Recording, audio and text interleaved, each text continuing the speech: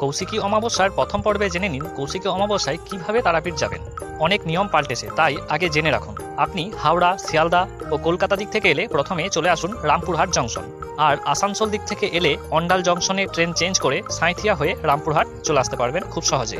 হ্যাঁ, তবে available train যদি না পান তাহলে সাঁইথিয়া এসে সেখান থেকে ট্রেন চেঞ্জ করে রামপুরহাট চলে আসতে পারেন। এখানে বলে দিই, যারা সাঁইথিয়া হয়ে আসবেন তারা রামপুরহাট জংশনের আগে তারাপীঠ রোড রেলওয়ে স্টেশনেও নামতে পারেন, সেখান থেকেও তারাপীঠ যাওয়া যায়। তবে সেখান থেকে অটো, টোটো এসবের সুযোগ সুবিধা তুলনামূলকভাবে একটু কম। এবার বলি, শিলিগুড়ি দিক থেকে যারা আসবেন তারাও রামপুরহাট পর্যন্ত আসার জন্য অনেক ট্রেন পেয়ে যাবেন। আমি কিছু ট্রেনের লিস্ট দিয়ে রাখলাম।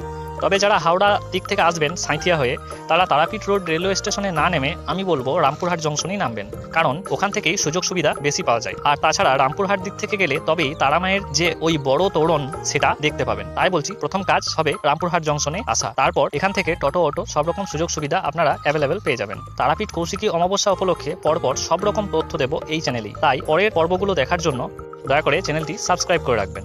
আর ফেসবুক ও ইনস্টাগ্রাম থেকে দেখলে ফলো করে রাখুন। জয় তারা মা।